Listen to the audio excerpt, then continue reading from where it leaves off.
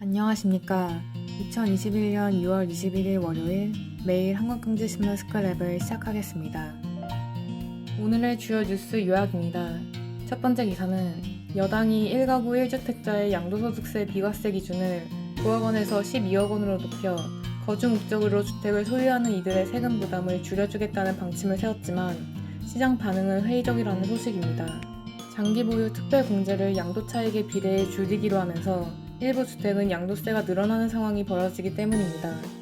일각에선 이번 방안의 수혜를 보는 9억 원에서 12억 원 주택은 가격이 오르고 더 높은 가격대 주택은 매물 잠김이 오히려 심해지는 등 시장 혼란이 더 심해질 수 있다는 우려가 제기되고 있습니다. 현행 세법에 따르면 1가구 1주택자는 2년 이상 거주하면 보유 및 거주 기간에 따라 최대 80%까지 양도세 장기 보유 특별 공제를 받을 수 있습니다. 더불어민주당은 이에 대해 양도 차익에 따라 공제율을 차등하는 방안을 검토하고 있습니다. 양도 차익 5억 원 미만은 최대 80%, 5억 원에서 10억 원은 최대 70%, 10억 원에서 20억 원은 최대 60%, 20억 원 초과는 최대 50%를 차등 적용하는 방안이 유력한 것으로 전해집니다. 문제는 1주택자라도 보유기간이 길고 양도 차익이 클수록 양도세가 더 증가하는 상황이 벌어질 수 있다는 것입니다. 고가 주택에 거주하는 사람은 사실상 양도세 중과 조치를 받은 셈이라는 해석도 나옵니다. 이번 양도세 완화 대상에 다주택자가 빠진 부분도 시장에 매물을 내보내기 어렵다는 전망을 뒷받침합니다. 권대중 명지대 부동산학과 교수는 다주택자가 집을 팔아야 시장의 매물이 늘어나면서 집값 안정에 도움이 될 수 있다며 다주택자들의 양도세가 중과되는 형 상황에서 그들이 집을 팔기에는 한계가 있다고 말했습니다. 두 번째 기사는 시중은행들이 가상화폐 거래소를 대상으로 실명 계좌를 내줘도 좋을지를 검증하는 작업에 착수했다는 소식입니다. 바뀐 특정 금융정보법에 따라 은행에서 실명 계좌를 인증받지 못한 거래소는 사실상 퇴출될 것으로 보입니다. 특히 빗썸, 업비트 등 4대 거래소를 제외한 나머지 거래소는 실명 계좌와 관련된 실사를 할 은행조차 찾지 못하고 있어 퇴출 규모가 예상보다 커질 수 있다는 전망도 나오고 있습니다. 가상화폐 거래소들은 9월 24일까지 실명계좌 등 전제 조건을 갖춰 특정 금융정보법 신고를 마치지 않으면 사실상 문을 닫아야 합니다. 현재 은행에서 실명계좌를 받아 영업 중인 4대 거래소 역시 은행의 이번 검증을 통과해 재계약에 성공하지 못하면 구조조정을 피할 수 없습니다. 일단 평가가 시작된 것은 긍정적이지만 4대 거래소도 결코 안심할 수 없는 상황이라는 것이 업계 의견입니다.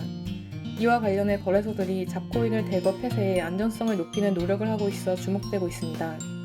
한편 금융권 관계자는 싱가포르에선 교환 가치가 있는 가상화폐로 비트코인과 이더리움만 인정하고 있다며 현존하는 가상화폐 대부분이 교환 가치가 없고 단순 투기 목적이어서 국내에서 싱가포르식 규제가 도입되면 90%의 가상화폐는 사라질 수밖에 없다고 말했습니다. 세 번째 기사는 개인 투자자들 중에서 자발적으로 자신의 주식을 공매도에 쓰라고 내놓는 경우가 늘었다는 소식입니다. 개인 투자자들은 주식을 빌려주고 연 0.1에서 4%의 대여 수수료를 받습니다. 삼성전자처럼 거래가 많고 공매도 수요가 없는 종목의 수수료는 0.5% 미만으로 작습니다. 시장에 수요는 많은데 주식을 구하기 어려울수록 수수료는 높아집니다. 최근 밈주식이 등장하면서 이들 종목에 대한 공매도 수요가 급증하고 있습니다. 밈주식은 미국에 상장된 게임스톱, AMC 엔터테인먼트처럼 온라인 커뮤니티 등에서 화제가 된 주식을 의미합니다. 국내에서는 흠슬라, 두슬라라는 별칭을 얻은 HMM과 두산중공업 등이 대표적입니다. 외국인이나 기관 투자가들은 업종 내에서 지나치게 고평가된 HMM과 두산중공업을 매도하고 해외에서 저평가된 관련 종목을 매수하는 롱셔트 전략을 쓰는 과정에서 공매도를 활용합니다. HMM 공매도 잔액은 공매도 재개 전과 비교해 30배 늘어나 4,034억 원을 기록했습니다.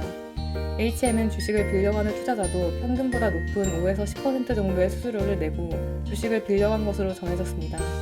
이처럼 특정 종목의 공매도가 몰리면서 주식을 구하기 어려운 경우가 많아졌습니다. 증권사들이 보유 주식 수가 많은 개인 고객을 대상으로 적극적인 영업을 하게 된 배경입니다.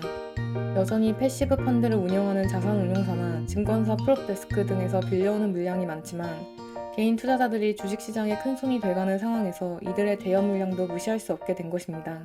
네 번째 기사는 더불어민주당이 종합부동산세 대상자를 공시가 상위 2%로 하자고 당론을 정했지만 조세당국인 기획재정부가 난색을 보이고 있다는 소식입니다.